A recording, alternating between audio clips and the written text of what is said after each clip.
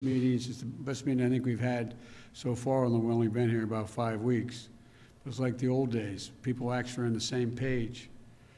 There were good bipartisan work has already been done. The leaders of this operation, the House and Senate, already have done great work, and I want to thank them for their leadership. We're here to build on that, and the bottom line is simple. The American people should never face shortages in the goods and services they rely on, whether that's their car, or the prescription medicines, or the food at the local grocery store. And remember, the shortages in PPE during the pandemic, that meant we didn't have masks. They didn't have gowns or gloves to protect our frontline healthcare workers. We heard horror stories of doctors and nurses wearing trash bags over their gown, over their dress, in order so they wouldn't be in trouble because they had no gowns. And they were rewashing and reusing their masks over and over again in the OR. That should have never happened, and this will never happen again in the United States, period. We shouldn't have to rely on a foreign country, especially one that doesn't share our interests or our values, in order to protect and provide our people during a national emergency. That's why one of the first executive orders I signed, as some may remember, was to ensure that we're manufacturing more protective equipment for healthcare workers here at home. And today I'm shortly going to be signing another executive order that will help address the vulnerabilities in our supply chains across additional critical sectors of our economy, so that the American people are prepared to withstand any crisis and rely on ourselves. This is about making sure the United States can meet every challenge we face in this new era, pandemics, but also in defense, cybersecurity, climate change, and so much more. And the best way to do that is by protecting and sharpening America's competitive edge by investing here at home. As I've said from the beginning while I was running, we're going to invest in America. We're going to invest in American workers, and then we can be in a much better position to even compete beyond what we're doing now. Resilient, diverse, and secure supply chains are going to help revitalize our domestic manufacturing capacity and create good paying jobs. Not $15 an hour, which is we need to do someday, and soon as a better in my view, but jobs that are at the prevailing wage. We're going to spur new opportunities for small businesses, communities of color, and economically distressed areas. And I will drive new investment in research and innovation and our workforce, investing in training and university partnerships that are going to lead to new technologies and new solutions. And all of this won't just strengthen our domestic capacity, it will help unleash new markets around the world and grow opportunities for American business to export their goods that we're going to be making. These are the kinds of common sense solutions that all Americans can get behind. Workers and corporate leaders, Republicans and Democrats. It's about resilience, identifying possible points of vulnerabilities in our supply chains, and making sure we have the backup alternatives or workarounds in place. Remember that old proverb, for want of a nail, the shoe was lost. For want of a shoe, the horse was lost. And it goes on and on until the kingdom was lost. All for the want of a horseshoe nail. Even small failures at one point in the supply chain can cause outside impacts further up the chain. Recently, we've seen how a shortage of computer chips, like the one I have here, you can hardly see it, I imagine. It's called a semiconductor. It's caused delays in production of automobiles that has resulted in reduced hours for American workers. A 21st century horseshoe nail. This semiconductor is smaller than a postage stamp, but it has more than 8 billion transistors. 8 billion transistors, 10,000 times thinner than a single human hair in this one chip. These chips are a wonder of innovation and design that power so much of our country, enables so much of our modern lives to go on. Not just our cars, but our smartphones, televisions, radios, medical diagnostic equipment, and so much more.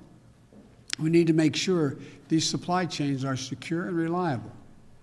I'm directing senior officials in my administration to work with industrial leaders to identify solutions to this semiconductor shortfall and work very hard with the House and Senate. They've authorized the bill, but they need roughly $37 billion short-term to make sure we have this capacity. We'll push for that as well, but we all recognize that the particular problem won't be solved immediately. In the meantime, we're reaching out to our allies, semiconductor companies and others in the supply chain to ramp up production to help us resolve the bottlenecks we face now. We need help to stop, we need to stop playing catch-up after the supply chain crisis hit. We need to prevent the supply chain crisis from hitting in the first place. And in some cases, building resilience will mean increasing our production of certain types of elements here at home. In others, it will mean working more closely with our trusted friends and partners, nations that share our values so that our supply chains can't be used against us as leverage. It will mean identifying and building surge capacity that can quickly be turned into and ramped up production in times of emergency. And it will mean investing in research and development, like we did in the 60s, to ensure long-term competitiveness in our manufacturing base in the decades ahead. The order I'm about to sign does two things.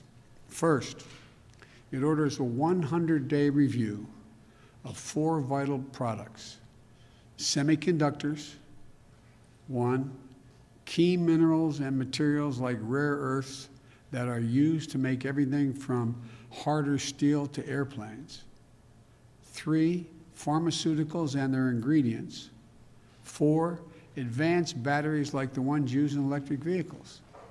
There's strong bipartisan support for fast reviews of these 4 areas because they're essential to protecting and strengthening American competitiveness.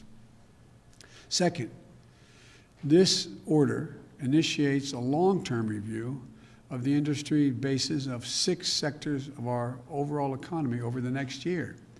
These reviews will identify policy recommendations to 40 of our supply chain, to fortify our supply chains at every step, and critically to start implementing those recommendations right away. We're not going to wait for a review to be completed before we start closing the existing gaps.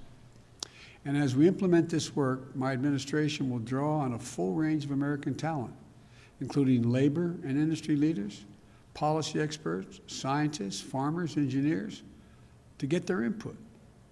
I'm grateful for the members of Congress who came to see me, Republican leaders as well as Democrats. They're leading the way. We're going to stay in close contact with members of both sides of the aisle and keep advancing our shared goals.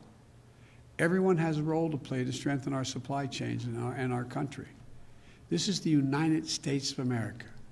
We are better prepared to meet the challenges of the 21st century than any country in the world. There's nothing we've ever failed to achieve if we work together. And that's what we decided to do today. And that's what we're going to do, work together. So I thank you all. I'm very optimistic about the meeting we had today with our congressional colleagues. And now I'm going to walk over and sign that executive order.